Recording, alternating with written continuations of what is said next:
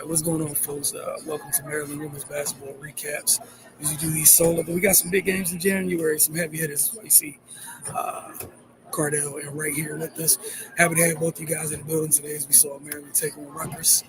The Terps beat the Scarlet Knights 78-61. Cardell, we'll start with you and then Ray. Just want to get you guys' thoughts on taking in this game. I know, Ray, I think this might be your first time seeing Maryland live this year.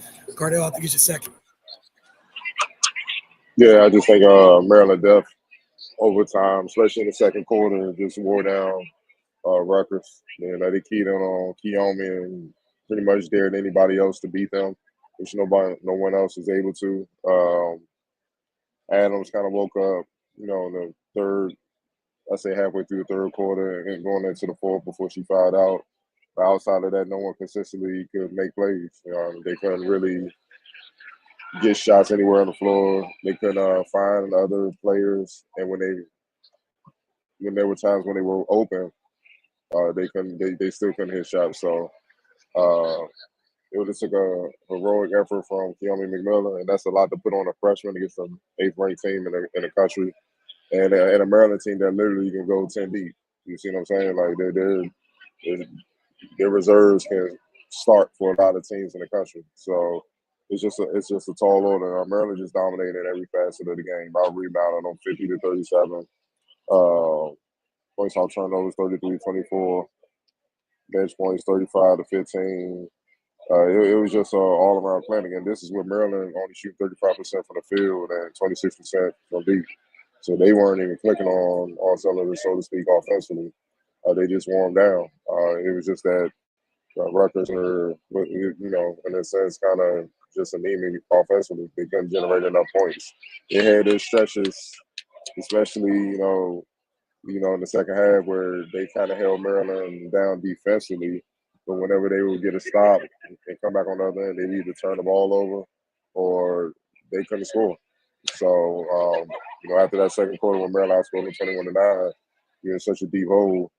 If you can't score to try to, just build and try to get some type of rhythm to cut the lead, cut the deficit, you have no chance. So, all in all, it was just a dominant performance from Maryland.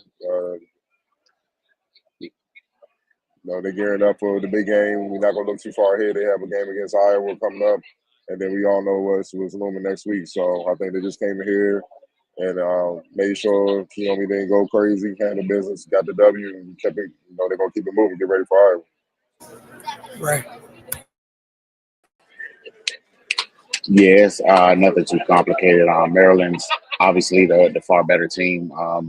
Cardell touched on their depth. That was key because they were able to just rotate bodies on Keomi. And just their defense overall. At the end of the first half, Rutgers had 8 field goals and 15 turnovers. So, that just kind of tells you what kind of night it was for them. It looked like Keomi was about to wake up for a second. She hit that buzzer beat at the end of the first, and then came out in the second, got an and one, and Rutgers seemed to be still in it. But from that point on, just total domination for Maryland.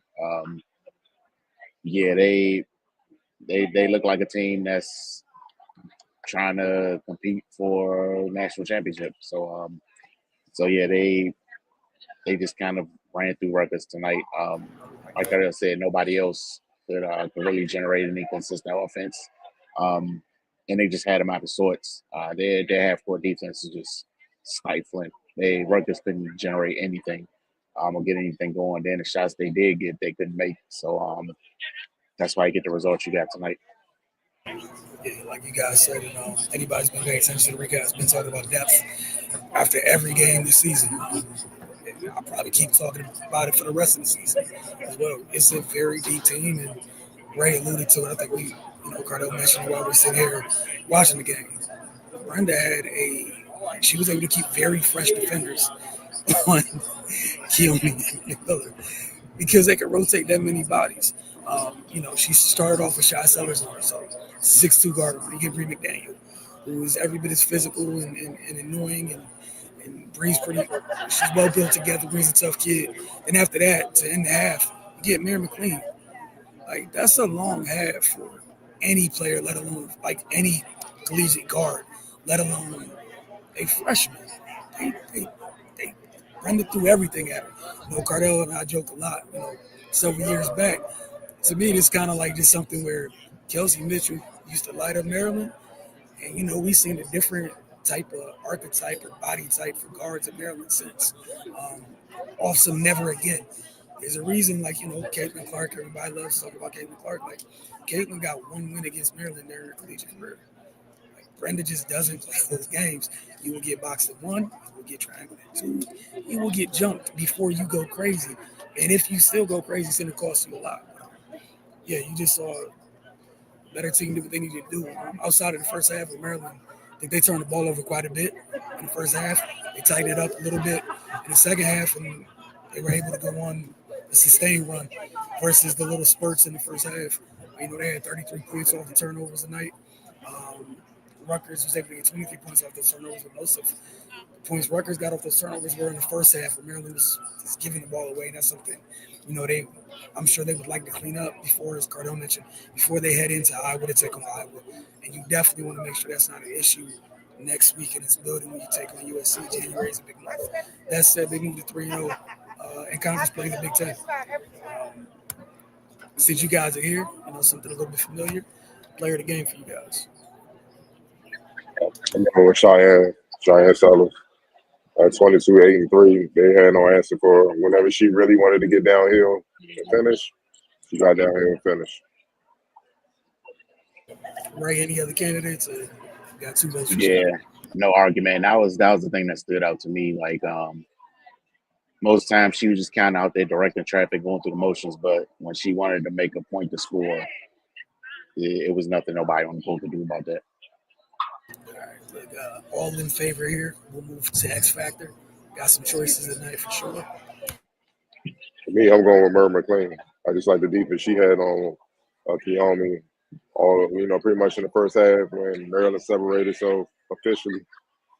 She that stop she had on McMillan when McMillan was trying to get aggressive and she strapped her up and made her step out of bounds.